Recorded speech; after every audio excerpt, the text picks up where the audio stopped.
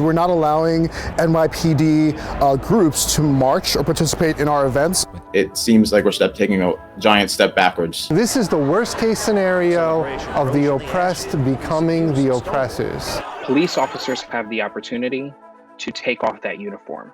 Black and brown people can't. What does it take to get a more in-depth look into the week's top local news stories? The Debrief brings you inside for a one-on-one conversation with our reporters every week, right here, right now. The Debrief. Hi, everyone. This is The Debrief. I'm Gus Rosendale, in for David Ushery. We are heading into June. That's Pride Month here, of course, a huge event here in New York, but a big change this year. Organizers are essentially asking the police to stay away. So we're going to be taking a look at those community concerns that led to this decision, to this request, and also we want to look at how basic security would work. We're also going to talk with an openly gay officer affected by this. He calls this decision very, very disappointing. And all this is coming down, as the mayor calls it, a mistake. Cops at Pride, in recent years, a regular part of the tradition, from officers on the march to officers on patrol. But now, NYC PRIDE, main organizers of the annual June celebration, disinviting police groups to take part and hoping to cut back on the department's official security role. I honor what Pride has achieved over the years. I think that decision's a mistake. First of all, we have to keep people safe, and it's been an incredibly safe, positive event. Deputy NYPD Commissioner John Miller echoing the mayor's sentiments online, calling the decision hurtful and disappointing. The Gay Officers Action League, marching for years, now off the invite list. But NYC PRIDE standing by the decision, pointing out Pride was inspired by police abuses at Stonewall. And even as recent as last June, police arrested members of the LGBTQ community during a shared Black Lives Matter transgender rights event near Washington Square Park. Police claimed an NYPD vehicle had been vandalized at the time of those arrests. I think it's important that we look at our community as one family. And if one member of your family is doing something to harm another member of your family, or a member of your family feels like they're in danger, you have to address it. And Officer Anthony Nuccio joins us right now. Hello, officer. Thanks for joining us. Thank you for having me. What was your first impression when you heard this news? Actually, I got a text message from a colleague, and I didn't really hear it in the news yet. And he said, "I'm sorry." And that was it. And I was immediately concerned. So I called him and he explained what he saw in the news. And I was kind of taken aback. And then as more of the news came out, just felt a sense of sadness. This came about on a Saturday, and it seemed to catch a lot of people by surprise. I mean, in terms of members of the department, was this a surprise move? We've seen it happen in other cities. Never thought it would happen here in New York City, because we always had a great reception from the crowd at every Pride. So we never thought it would happen here in New York. This is an experience, a personal experience for you as well. Could you kind of take me back to 2019 and the importance of the march in your life? Well, I'll take you back even further. 2013, my first Pride march. I was nervous as can be. Yeah. I stood in the middle of the contingent, so no one could see me immediately. I didn't know whether to wave, smile. I was just very nervous. It was a hot day.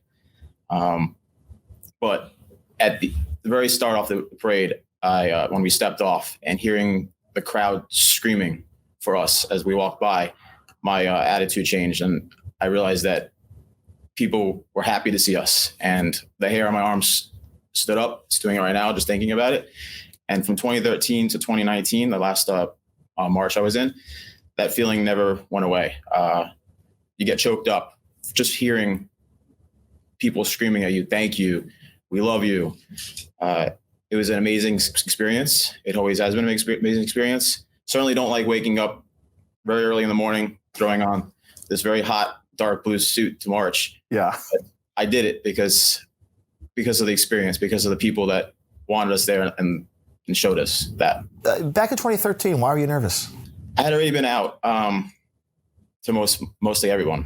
Mm-hmm. And I'll go even back in further. In 2008, when I joined the police department, I was already out, but I went back into the closet, because I wasn't sure how New Yorkers or persons on this job with the New York City Police Department would accept a gay man. So I went back into the closet, pretending I was quote unquote straight. It wasn't until a couple months into the academy where the Gay Officers Action League came in and spoke and did a sensitivity training course.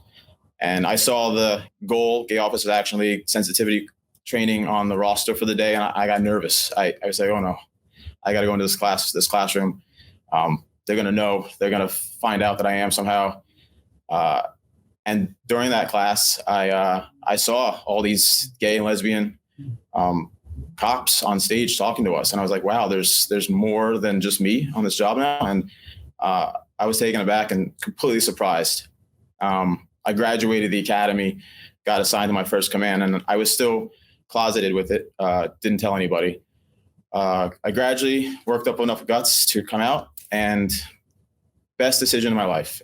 Totally accepting colleagues.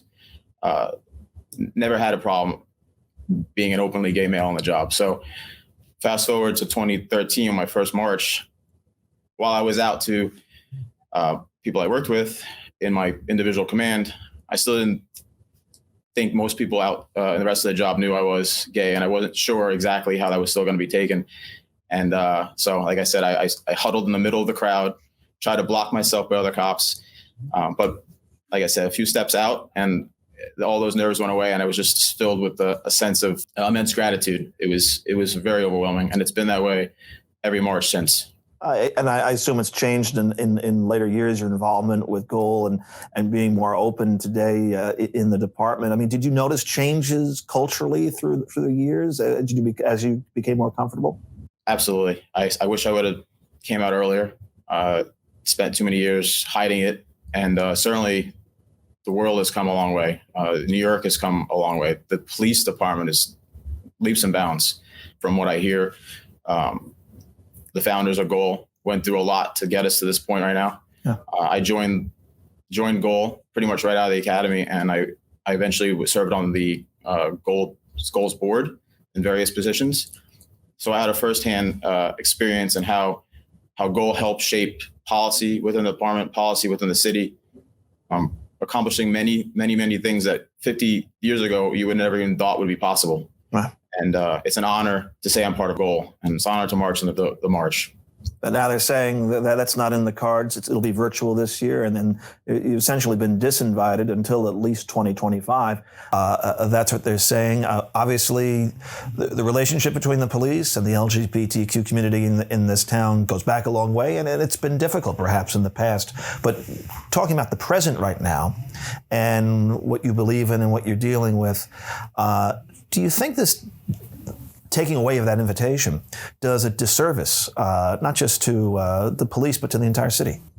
Absolutely, without a doubt. Again, I say I march not for me, but for LGBT youth, other people that may be considering the police department as a career and are not sure because they don't know if there's a room for them in the department as an openly gay person. And I feel like me marching in that parade along with my colleagues every year shows the world that we exist and we are here. And we're proud to wear this uniform and represent Goal and represent the New York City Police Department and represent the city. So by not being there, it seems like we're taking a giant step backwards. And it is disheartening and it's sad. Seeing what you see, on the job, there are those members of the LGBTQ community who say they're intimidated by the police. They're intimidated by seeing men and women in that dark navy uniform. What would you say to them? Obviously, you're a friendly face, but speaking for your experience with the department as a whole, if someone was to say that, what would your response be to them? Just pull up any video of past Pride marches or attend the next one if we're re-invited and tell me you're nervous to see us walking down, smiling, waving, giving hugs to strangers in the street. It's understandable. I get that. We've come a long way though, and we've made so much progress. And we always say, be the change on this department. We just did a huge recruitment campaign, and the slogan was be the change.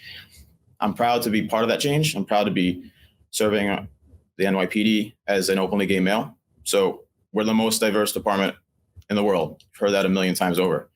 And every year we get more and more diverse. So we want to see the change. We want to be the change. I'm part of that change. I would encourage anyone else that may have questions regarding their sexuality in this job or wanted to join the police department, that goal is here for them. And certainly the New York City Police Department is also as well. The organizers of Pride say this is part of an ongoing conversation. Possibly things might change before there's an actual march, which would be next year because of the pandemic making it virtual this year. Are you optimistic that something can happen, that something can change? If you could change some element of this conversation of something the department is doing or not doing, is there something out there that you'd want to do? Well, I'm optimistic. I see the public outcry on our behalf coming from everywhere. Some places you wouldn't even think it would come from, and they're saying this was a bad decision. So seeing people step up, I'm hopeful. We're all hopeful that the decision will be reversed. And of course, the NYPD and GOAL will do anything possible to push for change in the right positive direction. We're ever evolving, and GOAL is an instrumental part of that. So without us, the progress would not be where it is today. And do you think if GOAL is not allowed in the parade for the next couple of years, will you still participate in Pride in some fashion?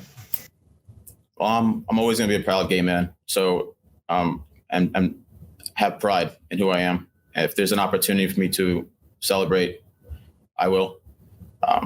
Obviously, being in this uniform during that march is the ultimate form of celebration for us. So hopefully that will be rectified in the future. Officer Anthony Nuccio, thank you very much for your time. Thank you, Gus. David Correa is interim executive director of NYC PRIDE. That's a main organizer of the march and many other Pride Month activities. David, thanks for coming in. Thank you for having me. I appreciate it. Take us through what led us to this decision. Well, these are conversations that have been happening for some time now, for several years, that have included members of NYPD, members of GOAL, members of our community, other organizations like the Anti-Violence Project, Reclaim Pride Coalition. And it really came to a head last year when NYPD clashed with peaceful protesters during Pride Sunday. And we were called to task as an organization. We were called to the table and we were told, you have to do something, you have to stand up for queer people. If I'm being honest, we took a middle of the road stance last year when that happened, and it did not serve us well. So we did some thinking. We looked internally. We created a community council, which is comprised of activists from our community, a task force, which is comprised of members of the organization. And we held town halls and we met and discussed not just this issue, but several issues. And this obviously being one of the bigger ones, and came to the conclusion that we had to protect the most marginalized of our communities. I understand this year there will not be that big march because of the pandemic. It's going to be virtual events. But down the line, things will change. You can't totally exclude the police from a big event like that in New York City. So I'm curious, how would it look and how would it work with a more, how do you work around the police, I guess, in your situation?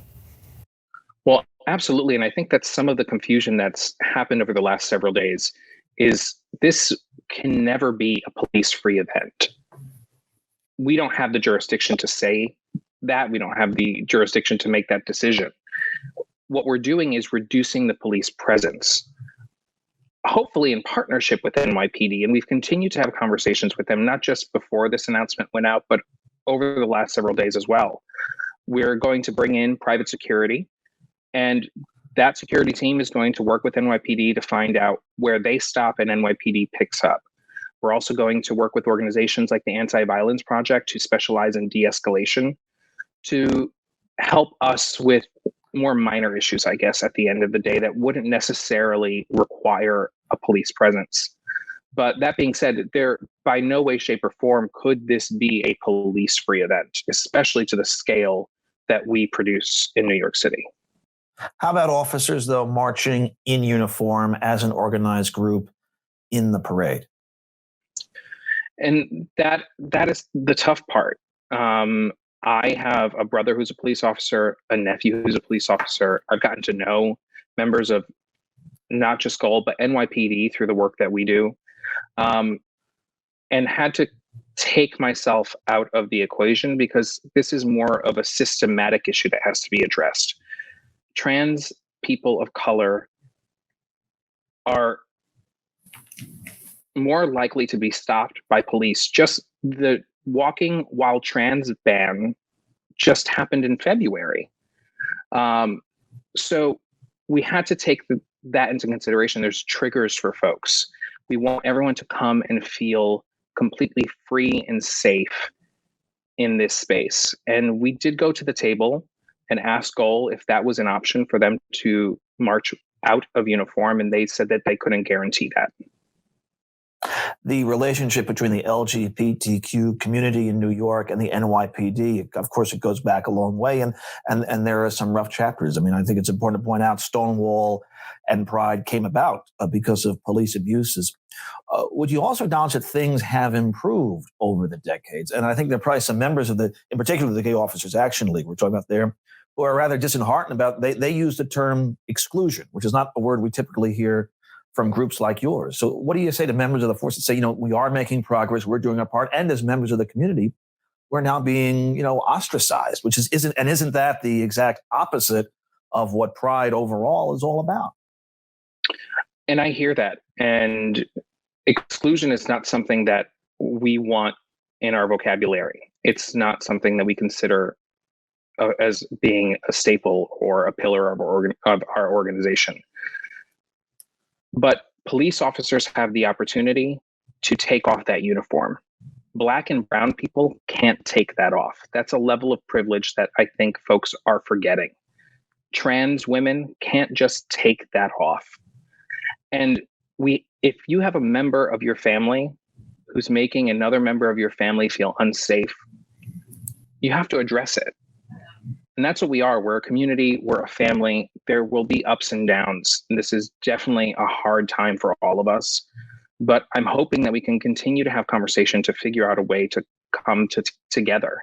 You mentioned family. I'm just curious about members of your own family who are on the job. When they heard about this and knowing your role in it, what was that dynamic like? I'm lucky that I have a family that is extremely supportive and knows that I try to come to everything from a genuine and honest perspective. My mother was an activist my whole life. She stood up against police brutality before it was a phrase in the media. And her son is a police officer and her grandson is a police officer, and she loves them dearly. It has been hard conversations, but hard conversations are where we are. After the incidents of 2020, the global and racial reckoning that has happened, I think we're ready to have these conversations, and it's important to have them. On the note of conversations, I know this, I guess I call it decision, is in effect until 2025, which I know it seems like a long way off. Tell me more about this conversation. Is it ongoing, and could it lead to other changes before this 2025 date that's out there? Well, we always say that we're stewards of Pride. Pride belongs to the community. Pride belongs to each individual. So we want to continue to have those conversations. We held town halls last year. We're going to continue to do so as we move forward to hear the community out and see if we're doing the right thing. And not just about this, but about our programming in general, and what it is that folks feel like is missing or needs to be added or is working and continues to work for them, and what we should continue to do. If an officer on their own came to, when there's eventually an actual in-person Pride March, hopefully that would be next June, and they came on their own in full dress uniform, how do you think they'd be received? I think just like what we've seen this week in the media and on social media, it would be a mixed reception. I would hope that we can continue to have conversations so that way we can avoid an instance like that. And we would have welcomed NYPD and Goal outside of uniform. And at the end of the day, what is your hope? I mean, is there hope for some sort of resolution? Absolutely. I mean, I have a lot of hopes, big and small.